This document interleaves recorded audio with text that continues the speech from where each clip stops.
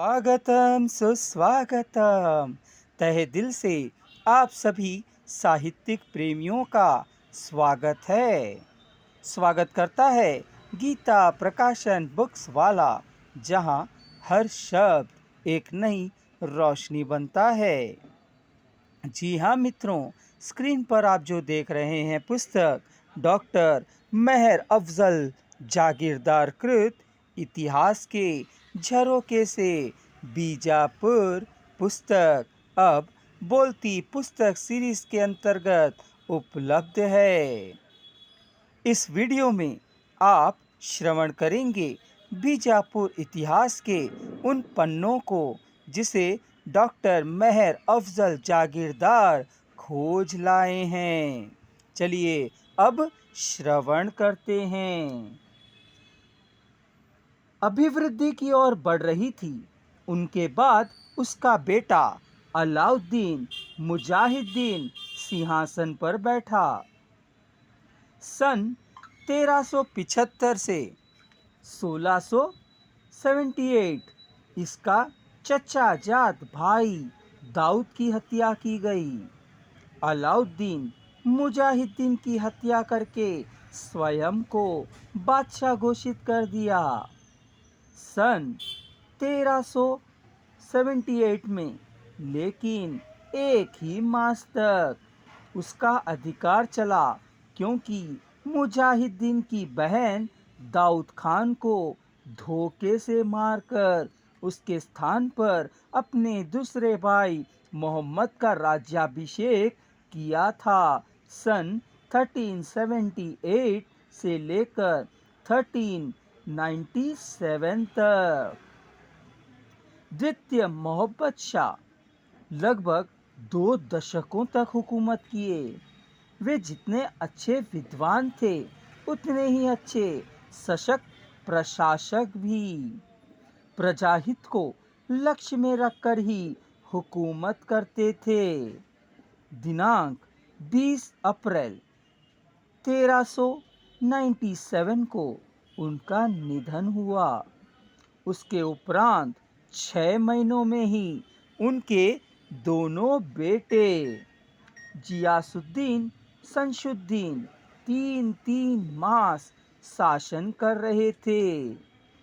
उन्हें अपने हुकूमत से हाथ धोना पड़ा। अंत में उनका चचा जात भाई ताजुद्दीन फिरोज दिनांक 16 नवंबर 1397 को सिंहासन पर चढ़ा। बहामनी राजाओं में बादशाह ताजुद्दीन फिरोज ने अच्छा नाम कमाया है। 25 वर्षों तक शासन करने वाले फिरोज 1397 से 1422 पवित्र कुरान की शरीयत पर ही नियंत्रित किए थे। समाज में सबको समान अधिकार, स्त्रियों को प्रत्येक विशेष स्थान, मान, संस्कृति कार्यक्रमों को प्रोत्साहन, साम्राज्य में संगीत, नृत्य, गायन को महत्व दिया। इतिहासकार एवं तत्वज्ञानियों का सम्मान और आश्रय दिया था।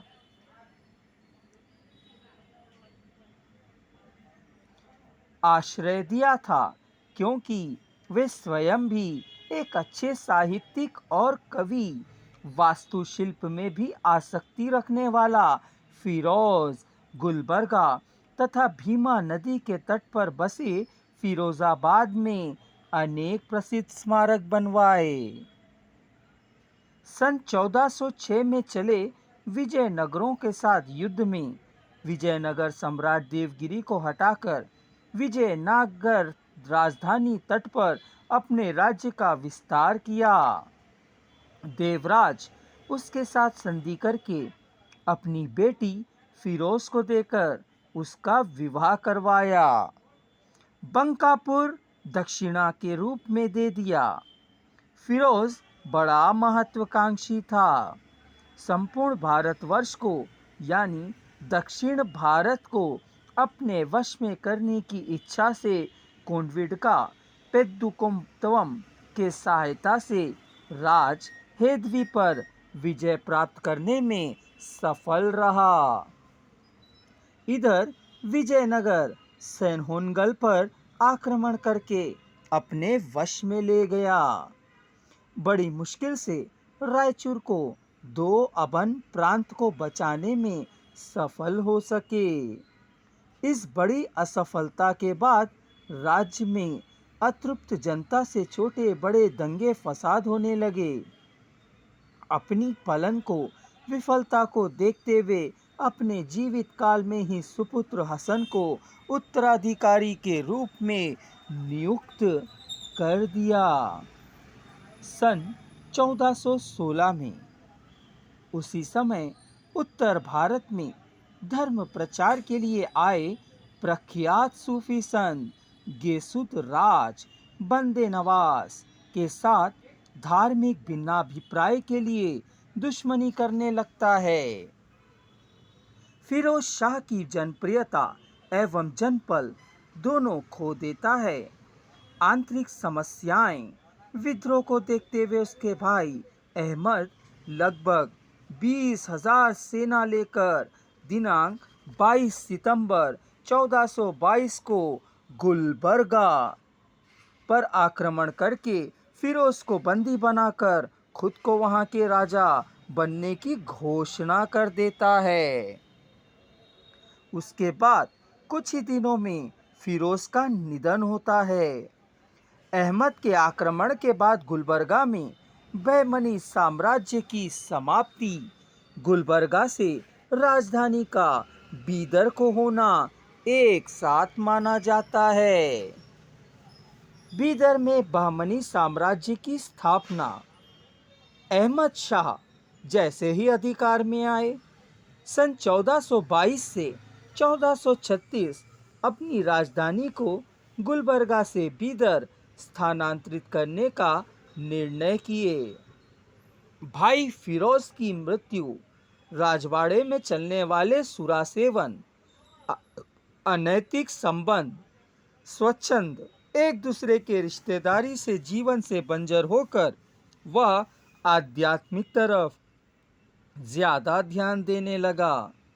अपने परम पूज्य गुरु सूफी संत हजरत बंदा नवाज गेसुदराज के निधन से गुलबर्गा शहर का तापमान इन सारे कारणों से सहज ही वह अपनी राजधानी गुलबर्गा से बीदर को बदलाने के कारण रूप बने।